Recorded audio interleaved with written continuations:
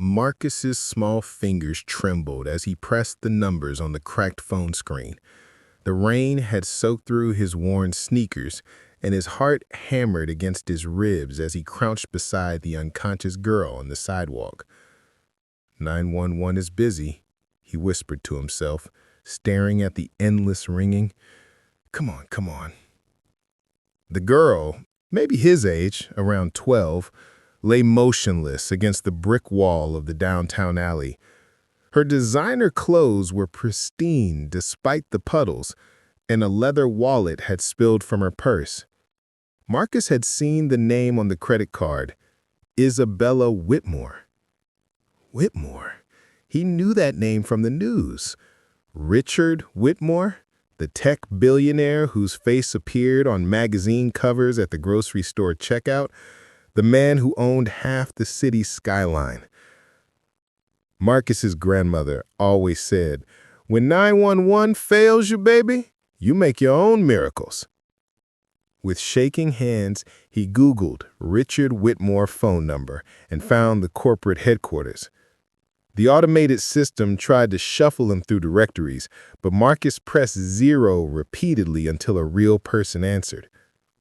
Whitmore Industries, this is Jennifer. How may I need to talk to Mr. Whitmore right now. Marcus's voice cracked with urgency. His daughter is hurt. I'm sorry, but Mr. Whitmore is in an important meeting. If you'd like to leave a message. She's unconscious on Maple Street. She needs help. The line went quiet for a moment. Then, hold please. Marcus pressed his ear to the phone, his other hand hovering protectively over the girl.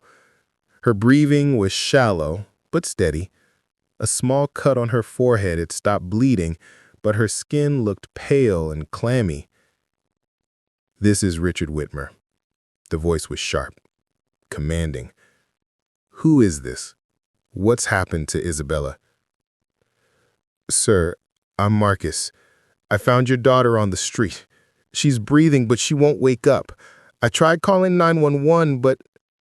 Where exactly are you? Maple Street, by the old Santos Market, near the bus stop. I'm sending an ambulance and my security team. Stay with her. Don't let anyone else near her. What's your full name, son? Marcus Washington, sir. Marcus, listen to me carefully.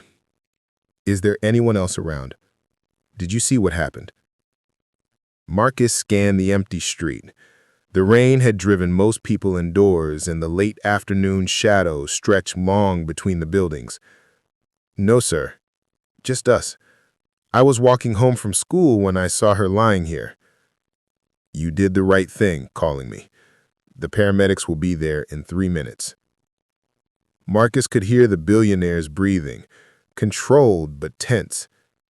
Sir, she had this in her hand. He picked up a small plastic bag with white pills scattered inside. He didn't know if it was important. The silence stretched so long Marcus thought the call had dropped.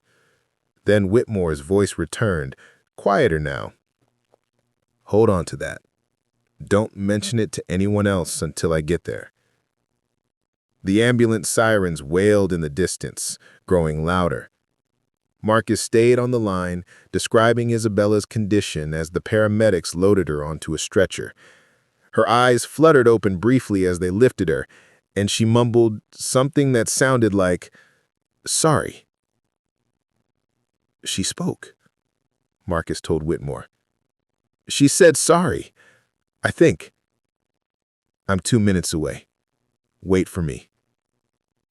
The ambulance pulled away, lights flashing, and Marcus found himself alone on the wet sidewalk, still clutching the phone and the plastic bag. His own troubles seemed small now.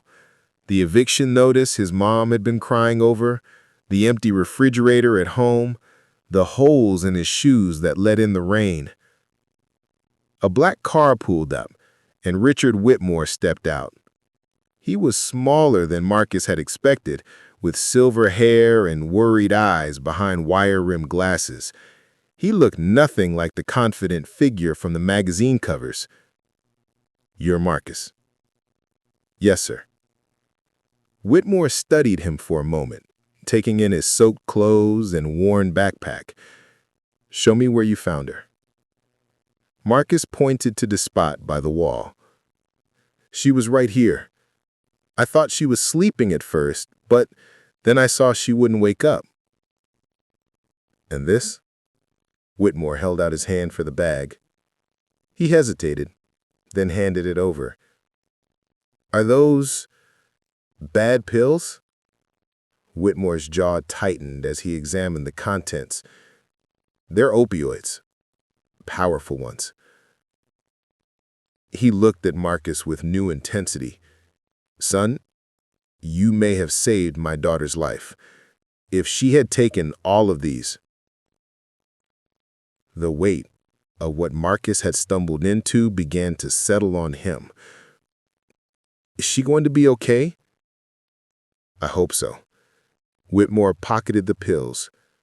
"The doctors will pump her stomach and monitor her. She struggled with difficulties.